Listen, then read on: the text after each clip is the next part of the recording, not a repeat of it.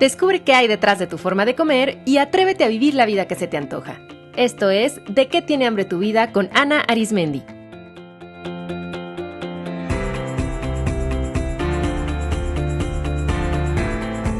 Este es el episodio número 59, Recaídas.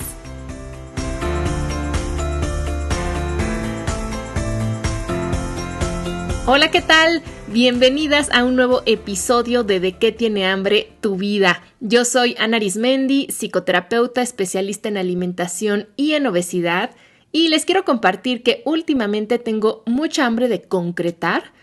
Tengo ahí algunos proyectillos que tengo en mente, que tengo muchas ganas de ya bajarlos a la tierra y ponerme a trabajar en ellos. También últimamente tengo mucha hambre de sopas calientitas. Se me antoja mucho un caldito o un guisadito porque ya está haciendo frío. Y también tengo mucha hambre de reconectar conmigo, de pasar un buen rato conmigo misma, de escucharme, de descansar, y por eso estoy planeando irme de retiro a finales de este año o a principios del próximo. ¿Ustedes de qué tienen hambre en este momento? Bueno, pues antes de arrancar, les quiero recordar que el 22 y 23 de octubre voy a estar en la ciudad de Hermosillo impartiendo mi taller de qué tiene hambre tu vida. Ya falta poquito y hay lugares disponibles todavía para que se inscriban. Después le siguen Saltillo el 5 y 6 de noviembre, Villahermosa el 12 y 13 de noviembre, Mérida el 26 y 27 de noviembre, Cancún 3 y 4 de diciembre y cerrando con broche de oro, este año voy a estar en la Ciudad de México el 10 y 11 de diciembre. Toda la información sobre cuánto cuesta, cómo se paga, dónde va a ser, cuál es el temario que hay que llevar, todo eso lo encuentran en dequetienehambretuvida.com. Me daría muchísimo gusto conocerlos o conocerlas en alguno de los talleres, en alguna de las sedes. Imagínense que este año puedan cerrarlo estando totalmente en paz con la comida y con su cuerpo. Dense este regalo. Y bueno, quiero comenzar con el tema de este programa, compartiéndoles un correo electrónico que me llegó hace unos días de una exalumna de mi taller precisamente, donde me dice lo siguiente y cito textual.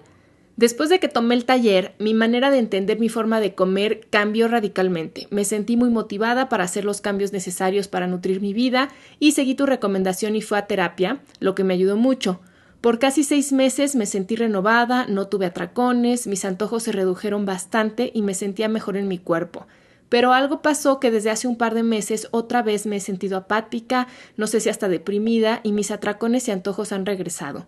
Otra vez estoy comprando en el mismo Oxxo y comiendo frente a la tele y en mi carro. Me siento tan enojada y me desanimo porque siento que los pasos que di adelante los he retrocedido. Me doy cuenta que estoy comiendo otra vez en patrones. ¿Que esto nunca lo voy a superar? ¿Por qué en vez de avanzar estoy yendo para atrás? Con su autorización quise reproducir este fragmento de su correo porque me parece un perfecto ejemplo sobre cómo nos sentimos y qué ocurre cuando estamos trabajando en transformar algunas conductas que ya no nos funcionan y todo va muy bien, pero de pronto regresamos a los viejos hábitos, regresa la urgencia por comer, regresan los viejos patrones. Y es un muy buen ejemplo para platicarles sobre las recaídas, que es el tema de hoy. Frecuentemente pasa que cuando empezamos en este camino de transformación y empezamos a trabajar con las conductas compulsivas, no solo alrededor de la comida, sino en referencia a cualquier temática, al principio hay una mezcla de esperanza, de mucha motivación, hay compromiso por todo lo nuevo que se está aprendiendo, por todas las nuevas herramientas, pero también hay por ahí un miedito a volver a recaer, sobre todo si ya se han hecho intentos previos y se han regresado a las viejas conductas, la confianza tiende a decrecer.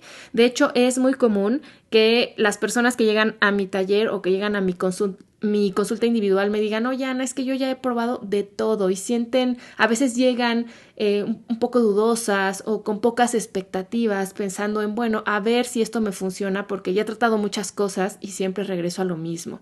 Y esta mezcla de emociones entre esperanza y sentir también miedo a recaer, es normal porque es lo que se siente cuando estamos saliendo de nuestra zona conocida hacia la zona de crecimiento.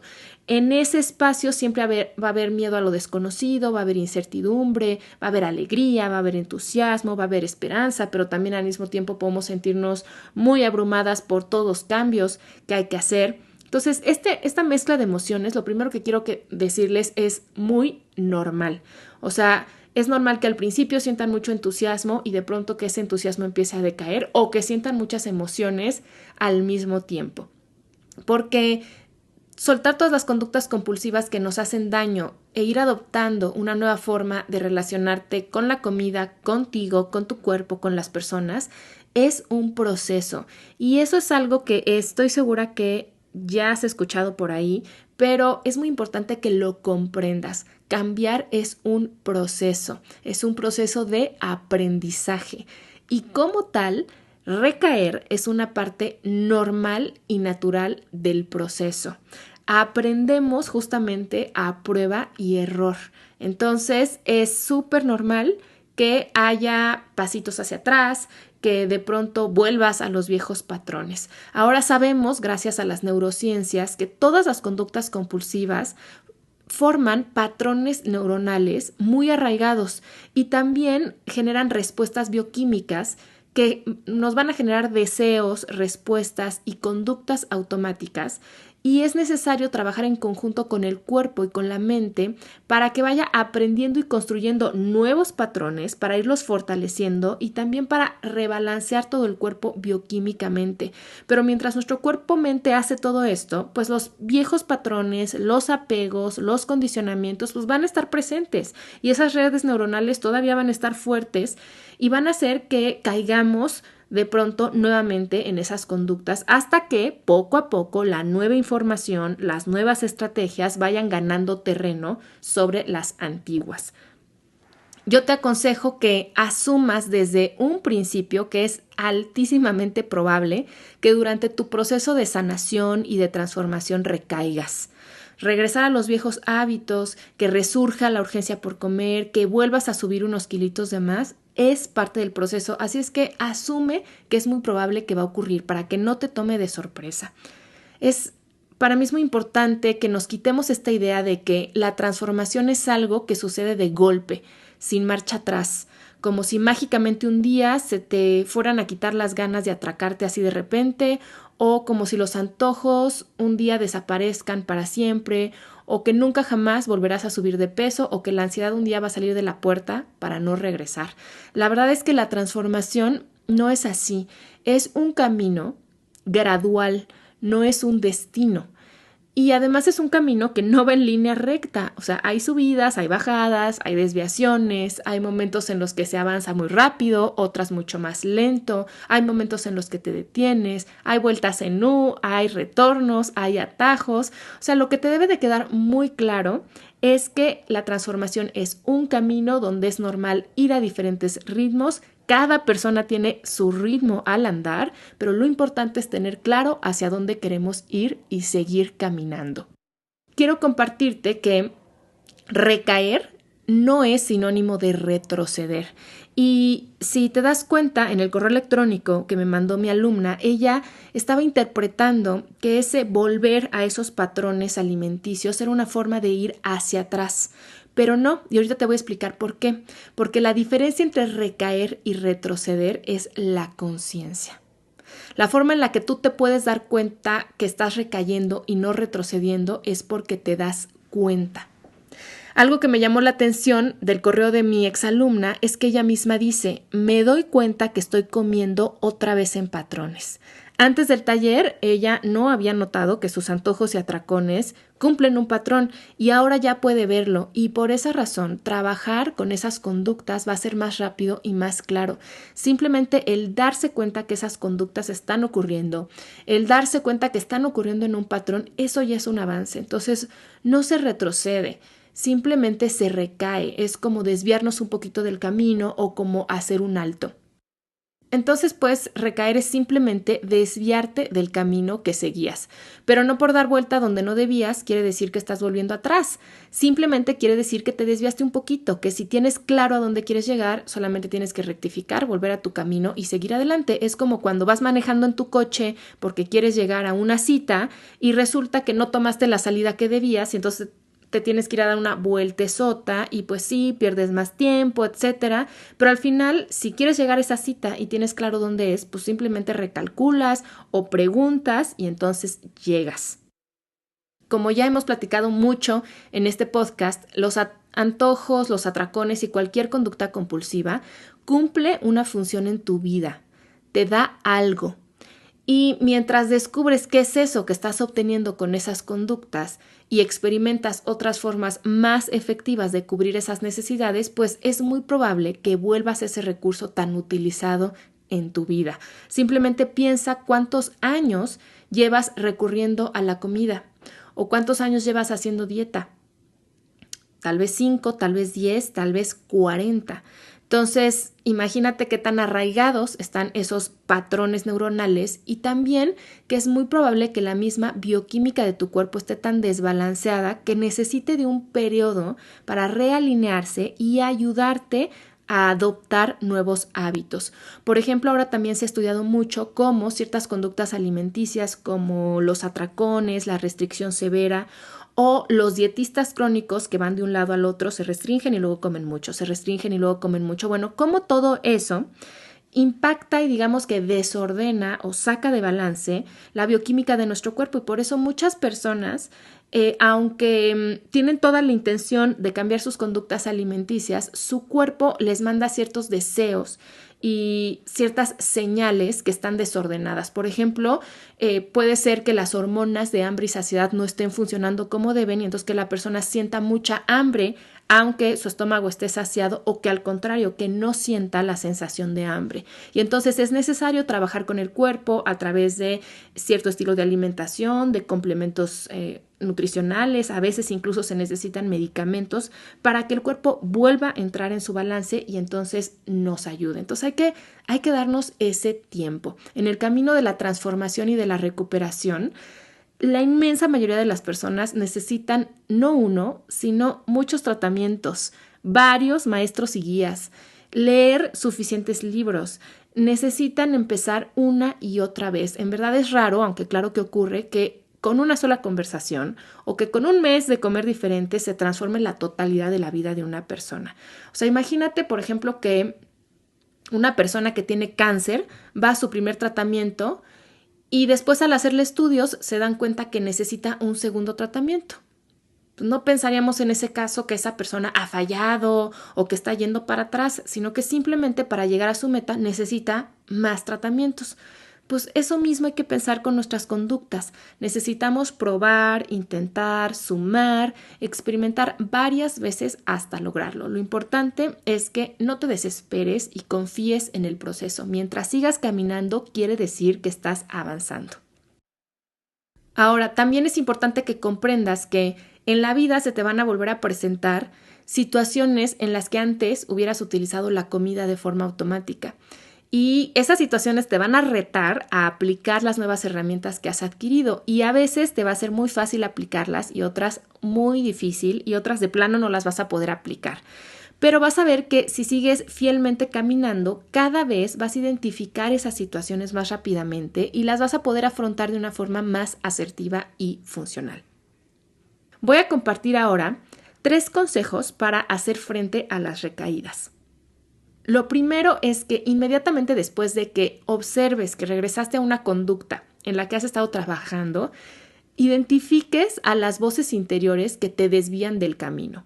Y estas voces son 2, la crítica interior y la voz permisiva.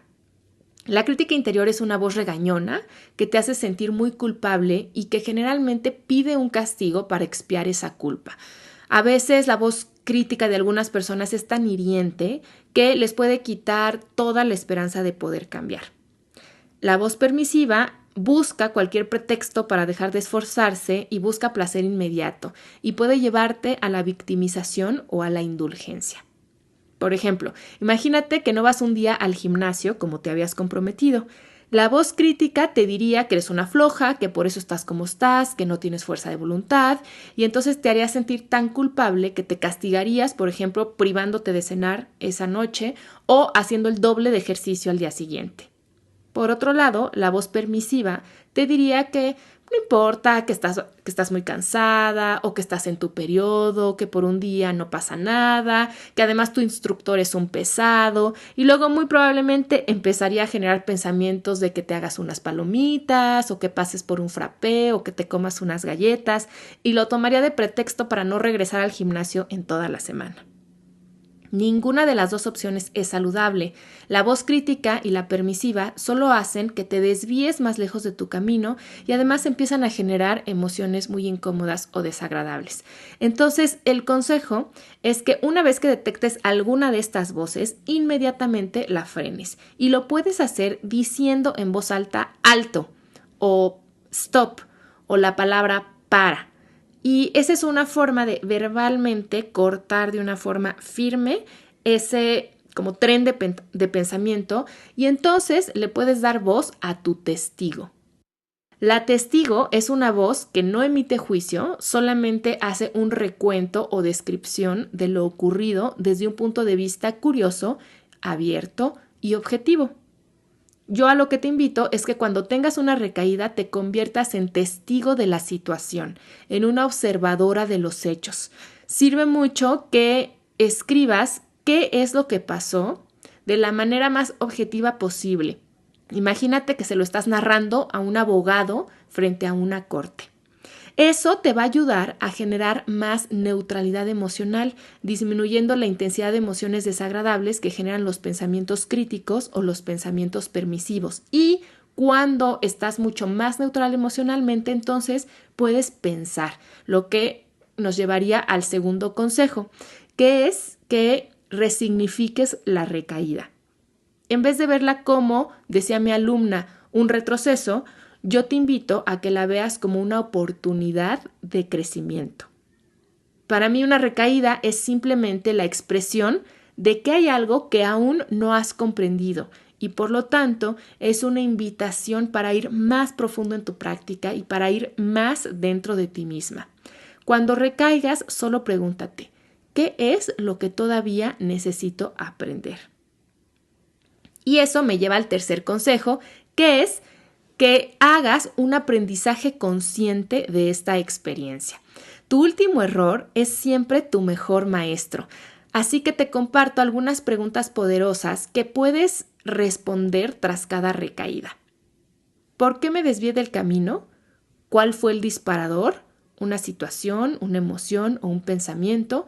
Y aquí es bien importante que vayas notando cuáles son esos disparadores que frecuentemente te llevan a regresar a ese recurso, a esa conducta que ahí tienes guardada en tu cerebro, para que entonces te des cuenta que ahí es donde tienes que trabajar.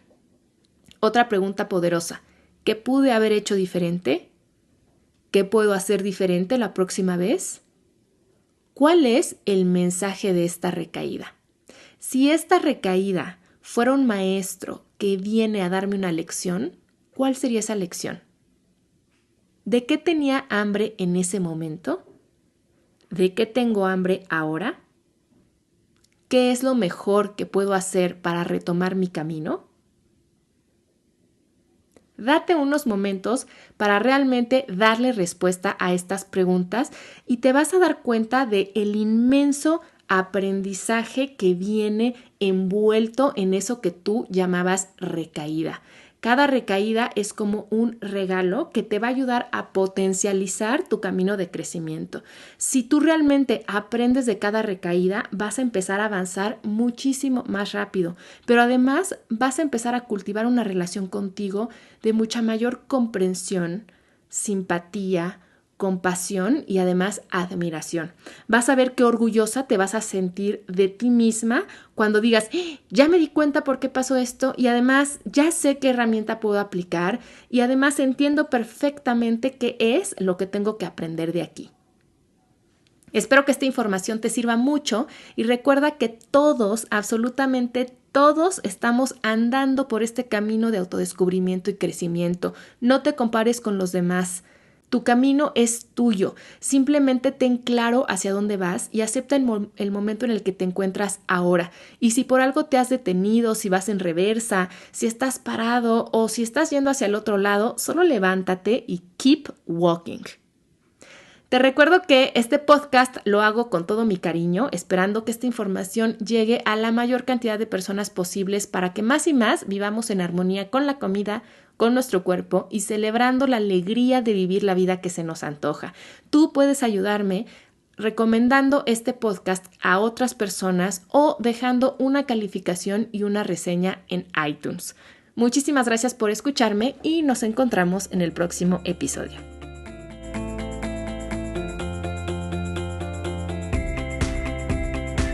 Esto fue ¿De qué tiene hambre tu vida? Con Ana Arismendi.